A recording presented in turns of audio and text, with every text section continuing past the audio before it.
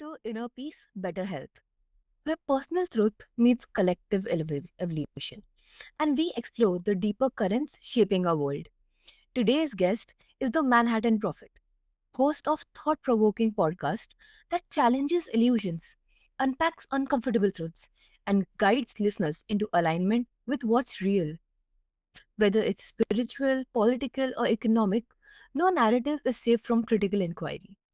Tonight, we are diving into the evolution of consciousness and social systems, what it really means to awaken, not just personally, but collectively. Welcome to the show. It's an honor to have you.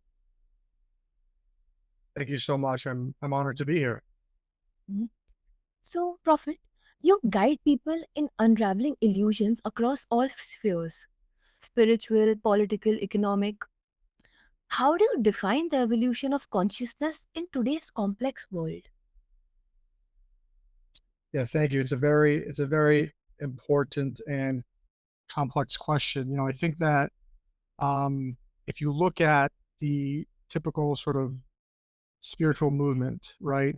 There's a focus on the inner self, the higher self, balance, awakening, things like that, and sort of the methodology in reaching a certain state, right? And this is obviously essential and crucial to the process. I found, however, in sort of my personal journey that um, there was a missing component, which was getting that fundamental understanding of the origin or the basis, if you will, for the individual belief system and set of values. And what I ended up kind of finding out was that a lot of our inherited beliefs, which we take to be, true or divine, even if you will, really come from sort of a systemic underbelly of the respective society or culture. And um, I have really been on a campaign of sort of truth and truth seeking and knowledge seeking to impart wisdom to my listeners and friends and family, or whoever wants to engage in kind of understanding what that fundamental infrastructure is, where these sort of systems of belief originated, and how they have impacted really our sense of self, our identity.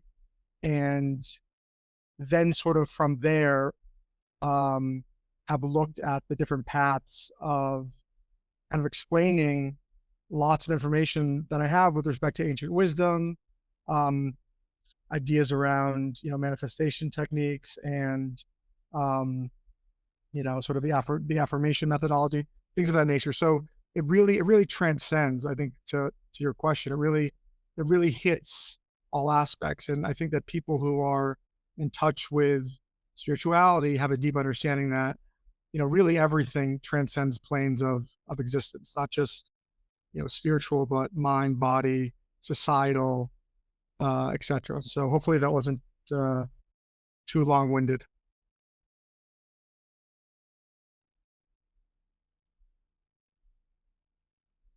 Mhm. Absolutely. So, was there a moment in your journey where you saw through a major illusion that shifted everything for you? Yeah, you know what? It's so interesting. I sort of had an inherent thirst for knowledge for as kind of far back as I can remember. I professionally, if you will, I actually have an interesting background story. I worked on Wall Street for over 2 decades, and yeah, I kind of had this internal schism during my career where I had kind of this deep rooted spiritual identity, but I had to kind of play that against my daily professional life. And I don't know if I had sort of like a moment of awakening, but I know that, as I went about my daily routine, kind of day in, day out, and would do sort of self-examination. I've always been into, meditation. It kind of got to the point where I felt like I was changing and not for the better. And I started seeing things in different ways, and kind of my thirst for understanding deepened, and it kind of led me down this path. So I don't have kind of like an acute moment, if you will, but I will say that it was maybe a gradual accumulation of just life experience, and being able to compare and contrast.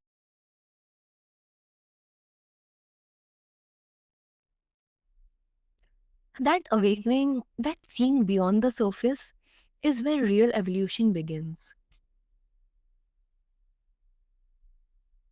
Sorry. Yes, that is where real evolution begins, I think. Is that, are you asking me, or are you saying, are you telling me? I was just saying that, yeah. Yeah, I no, I agree with you. And, I don't know. I think that, what's very interesting is people have different ways of expressing sort of that piercing through the veil, if you will.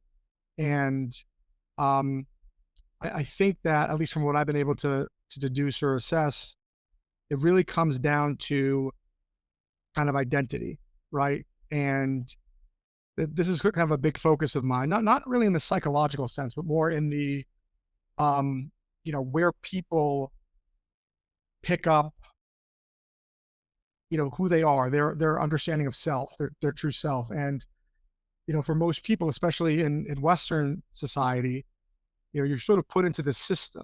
Some people call it the matrix. People have sort of illusory ideas of what I think the system is. Um, but in many ways, it corrals and it influences the way you view yourself. When you have a society that is focused really solely on kind of capital and egoic achievement, if you will, it really um, kind of provides you with an understanding of yourself and the world around you that is quite myopic, right? It's very much a left brain way of seeing the world. And you don't really realize it, I think, unless you do, kind of introspection. But, so like I said, I think that the experience is different, but it all kind of has a common thread. Um, and what's what's unique is, and I think this has to do with kind of like the universal balance of things just in general. Some people call it karma, whatever, but we've had such a left brain push, with this like Western hegemonic ideology, that it's really, I think it's the universe is sort of pushing back, and you're seeing, I think, an awakening from people who are kind of like, whoa, this isn't really the reality that I signed up for, or these values are not really aligning with me. And as a result, you're getting more and more people who are piercing through that veil and coming to realizations of self. So it's quite remarkable, especially in the context of the West. Hmm. Absolutely. So, social systems, whether political or economic, often reflect the collective state of consciousness. How do you see these systems evolving alongside spiritual awakening?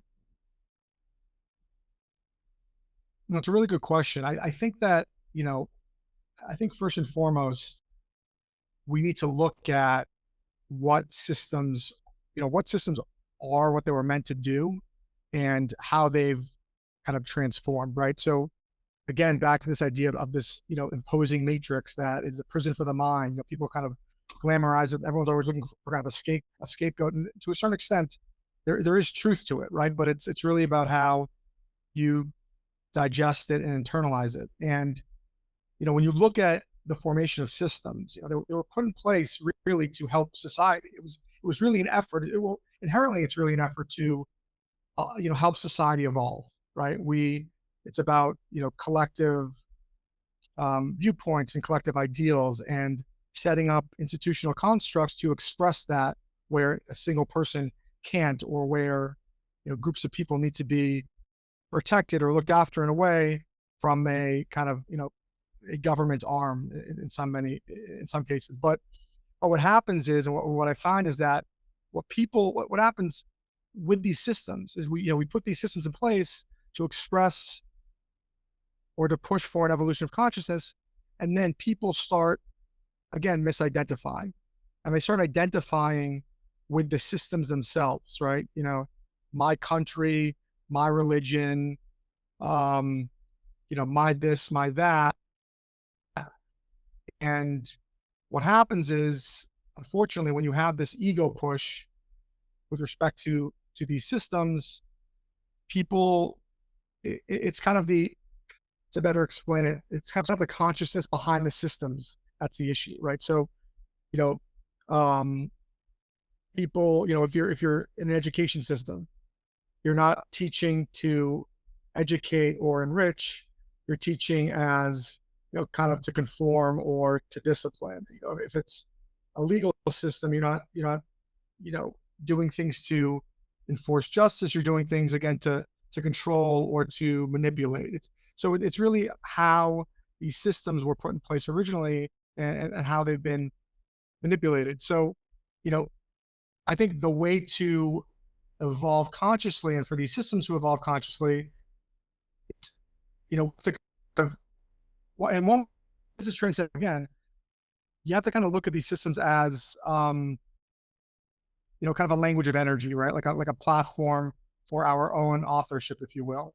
So, if you look at bureaucracy as a mirror of kind of desire for security, or money as a symbol of energy exchange, or, religion as kind of like an ancient system for ordering psyche, in this sense, when you restructure your thinking and you remove the identity uh, towards these systems, you come to deeper realizations, and you come to more of, I think, a whole understanding of who you are, where you should be fitting in the system, and how the system should be operating. And this can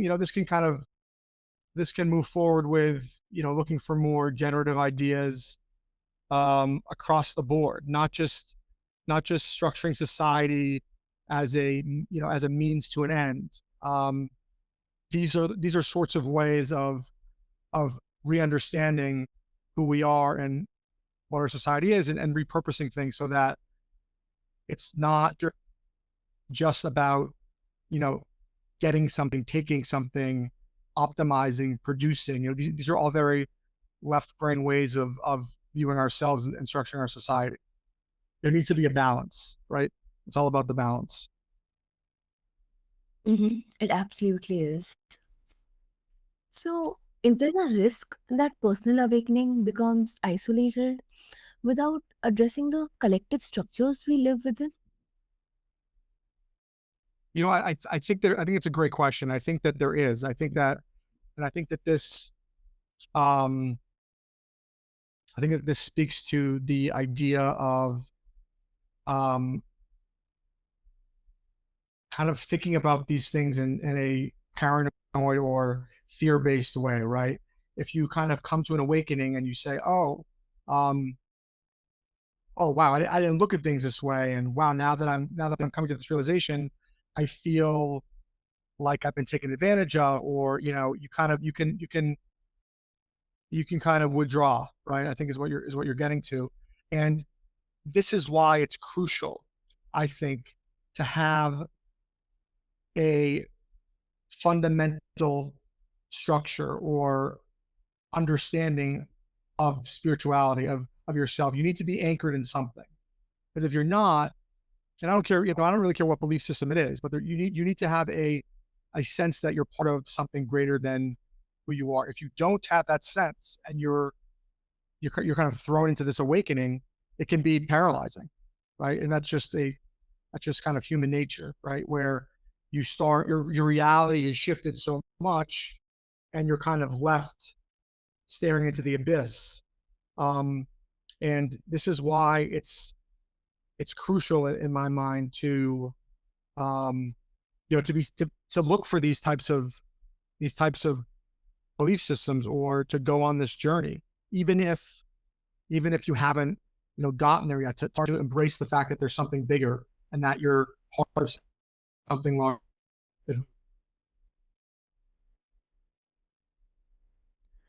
That point, that awakening must be both personal and systematic, is so crucial for true transformation.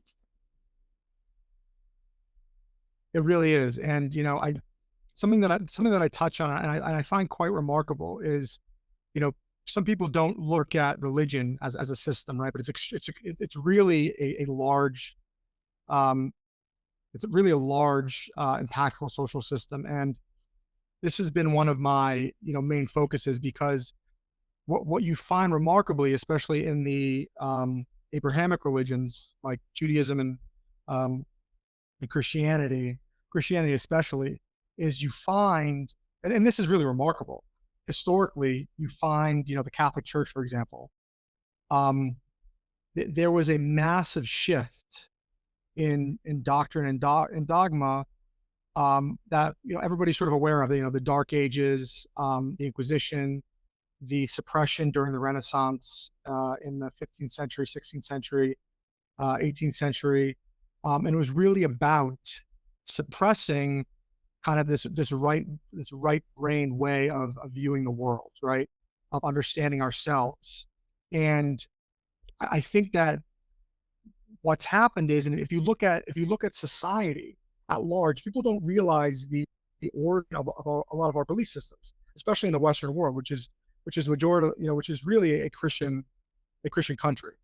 And when you peel back the layer, um, when the church was pushing back on the idea of the divine goddess, and where you had the Deuteronomists in Judaism who were structuring, the identity of the religion around laws and patriarchy, and as society developed, you know, in doing so, there was really a removal of the spiritual or mystical component of individual identity.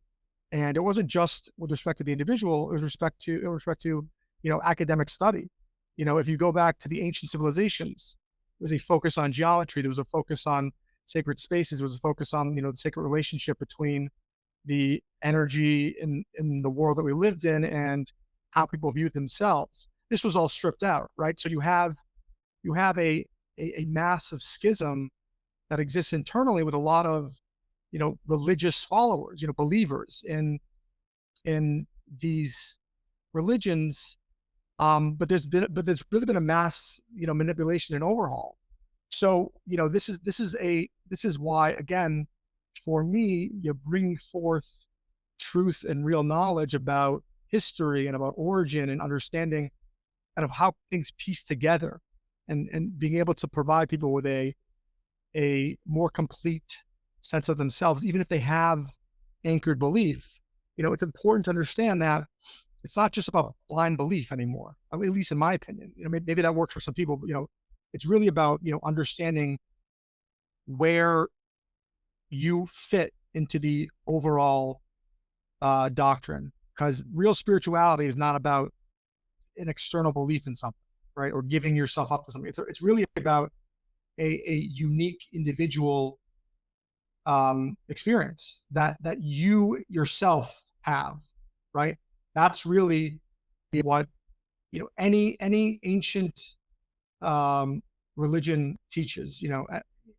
From as far back as whenever this was suppressed, this way of thinking about things. So, it's about contextualizing. It's about, gaining a proper framework for understanding, um, the the the background of how these religions were formed, what they really represent, what their origin is, so that people can extract from that, real meaning and real spirituality. Because at the end of the day, that's really what religion's about. It's about a bridge to spirituality, and I find people, in this day and age, are wanting, because they've been cut off from it, and they don't really know why.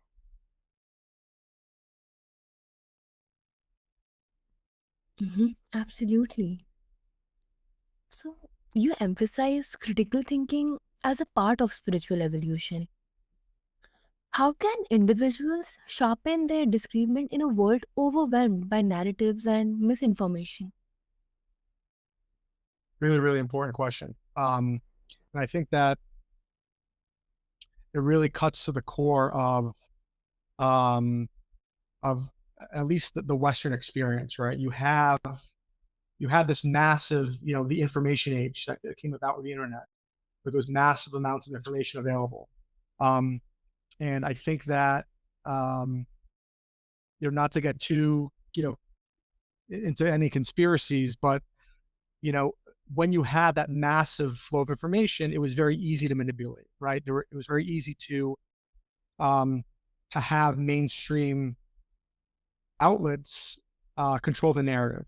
And I think that you're seeing a lot of that veil get pulled back, especially in the United States, where you're discovering this massive corruption, and there are whistleblowers coming out talking about how, the quote unquote deep state was involved in, again, these information pushes, or these misinformation or disinformation pushes. So, you have this sort of, and this, by the way, this transcends to industry as well, where you had, food companies who were manipulating, agencies, government agencies, with the FDA or the USDA, with helping to structure policy, or even law. So, you have um, this kind of poisoned ground already.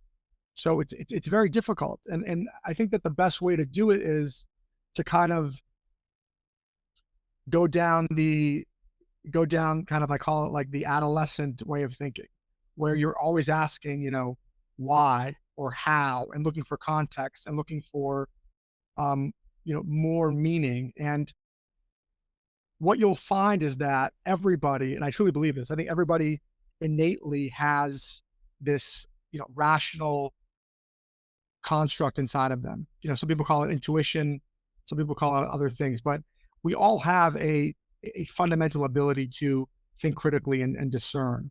And when, for example, when you have somebody who's representing food agency, and they're saying, well, we didn't ban this artificial flavoring because there wasn't enough information, when 20 years before that they had banned it in cosmetics, right? So when you find, when there's some kind of a revelation like that, you then need to say, okay, look, well, if that happened there, then where else is this going on, and should I look at this more critically, and should I examine other things more critically? And you can go down this rabbit hole forever, but I think that you need to have a focus in this, and you have to say, what matters to me, what should I look at, and where am I not seeing the results, where I feel like I should be seeing the results. And I think you start from there. That you could talk about the health crisis in America.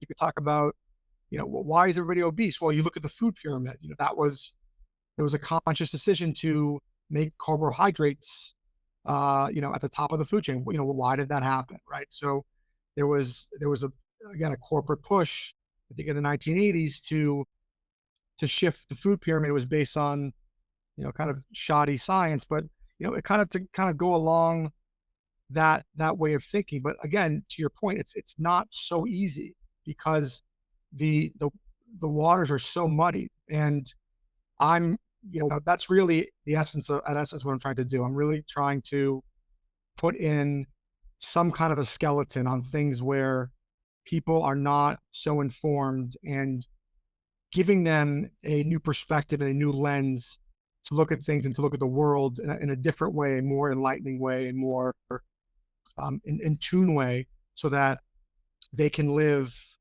their lives more fully, and they can connect to a higher state of mind, higher state of being.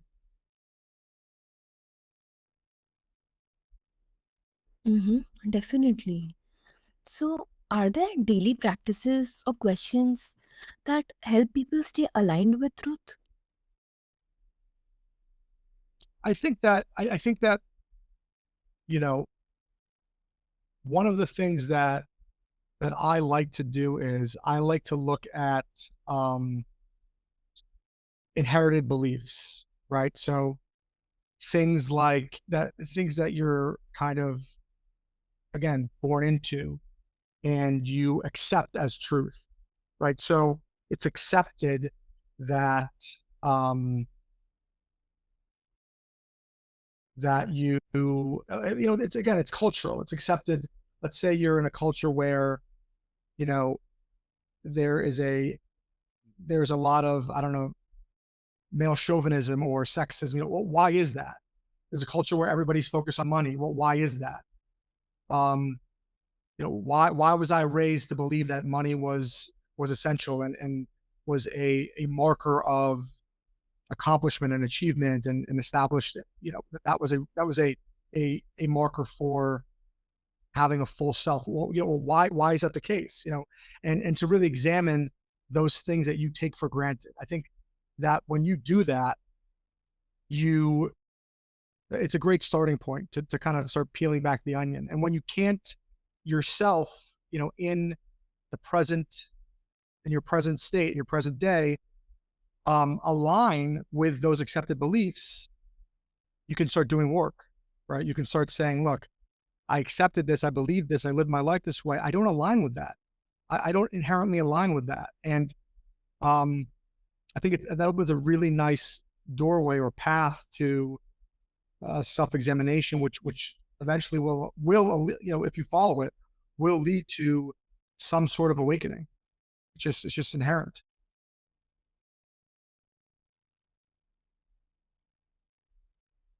That reflection, that discernment is a spiritual practice, is so needed in these times. It really is. Um, and I think that we've lost and we talked about before, we talked about balance, and we've lost this balance really, on a world scale. You have these dominant ideologies, and you have this push for power and protectionism and consumerism, and nobody really kind of stops and thinks, why are things this way? Why do I care so much about, the things that I have, or the way that I look, or, you know and and in my opinion, if people don't stop and take a breath, especially in these times, it becomes kind of a self-fulfilling prophecy, and things just continue to snowball. Um, and people end up, and I talk about this in my podcast, but people end up really in this kind of economic servitude where they're working, they're really living to work. They're not working to live, right? They're keeping up with something. They're on. Mm-hmm. Absolutely. So, the Manhattan Prophet reminds us that awakening isn't about escaping reality, it's about engaging with it more deeply, seeing clearly, and co creating systems that reflect our evolving consciousness. So, stay curious, stay courageous, and remember truth, even when uncomfortable, is the gateway to alignment and freedom.